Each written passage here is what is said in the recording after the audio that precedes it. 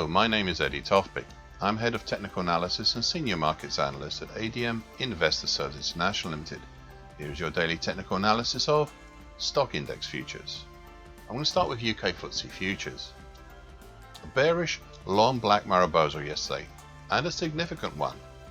The move lower punched down through the important early January high at 69.10, the March 2020 high at 68.71.5, and perhaps more importantly, down through and closing below the upper trend line, currently 68.87, of January to date rising wedge pattern. In essence, we're back within the rising wedge, and it looks like last week's move up and out of it may have been a false break. This now puts in doubt all the targets topside. That's target X in the 70.10 area, the target for the January to March sideways triangle, target X1 in the 70.95 area, target for the late January to early April rising wedge pattern, the one I just spoke about, and target X2 in the 71.15 area. That's the full target for the rising wedge pattern.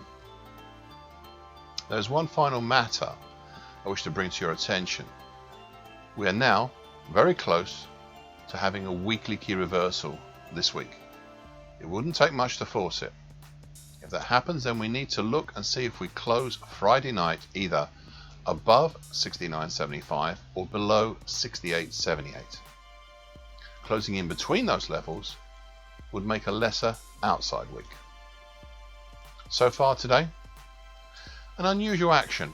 A test up to the March 2020 high, but also a dip down below the short moving average, currently at 68.13, halting at the mid-March highs around 6800.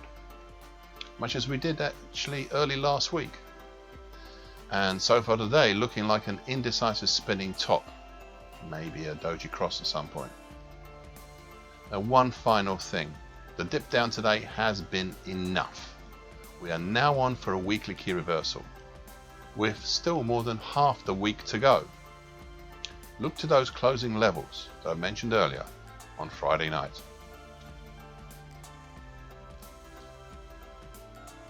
German DAX futures. A bearish long black Mariposa yesterday, but more importantly, the first real challenge, the driver of the bullish rally this year. A move down below and close under the very recent bullish Andrews pitchfork from late January to late February. The market closed under the lower time, currently at 15.215.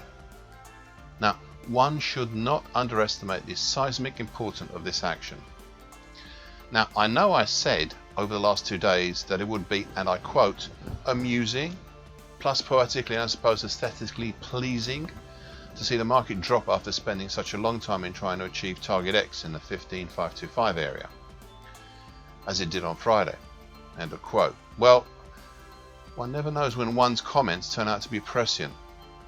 The market finished just over the rising short moving average, currently 15.136. This is not by any means a strong support. However, it was aiding the lower time in the past, notably on the 25th of March, so perhaps it might do so again.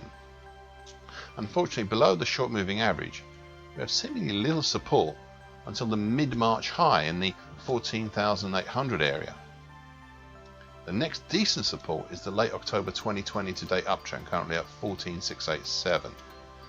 But please note, that is only a 2-pointer.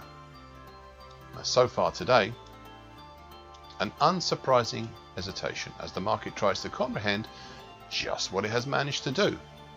We're resting in between a short moving average below and the broken lower tie above, plus some early congestion between 15,200 and 15,289, and looking a little bit like an indecisive doji cross. US E-mini S&P futures. Second bearish black crow yesterday, and a suitable follow-on lower to the previous 2-day bearish below the stomach pattern that formed at the top of the market. What is noteworthy, though by no means crucial, is the market's move down and close below the middle time, currently 41.38, of the broken but seemingly still important late December 2020 to very early February 2021 bullish Andrews pitchfork. Now, I had originally planned to retire this bullish shift pitchfork, but keeping it seems to have been the right idea. The market's move lower ended up at the lesser Fibonacci congestion at 41.06 and 41.10.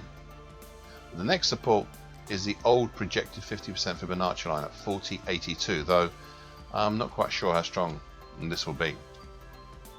So far today, a lower open, but then a stalled move lower, not quite making it down to yesterday's low, and looking to move back up towards the middle time at the moment. The bottom of the market is still based on that fib congestion area. French CAC 40 futures. A significant bearish engulfing pattern and bearish opening long black Mariposa yesterday. The significance was not the pattern yesterday, though that was impressive. It was that prices punched down through and closed below the rising short moving average, currently at 61.29, and the important lower time, currently 61.26, of the December 2020 to January 2021 bullish Andrews pitchfork. Now, this pitchfork has brilliantly driven the bullish incentive higher since its inception. That's in late January. As I've said for the last 5 weeks, and I quote, "All is moot until prices move out of those tines." End of quote. Well, it seems the mooting is now coming to an end. So far today, an unsurprising, well, initially small but now getting bigger, pull back up as if the market has suddenly realized just what it has done. We have the February 2020 high below at 61.17, though I'm not quite sure how strong that is. Plus overhead, we have the previous all-time high back in July at 61.69, though that seems limited in presence as well. Be interested to see if the market will hang on to the broken lower time, move above it, or just travel along the underside and use it like a clothesline. Thank you for listening. This short version broadcast gives essential market patterns and consequences. Please be aware of the risk disclaimer posted with this broadcast. Copyright is Tofpik and ADM Investor Services International Limited. And here comes the final bit.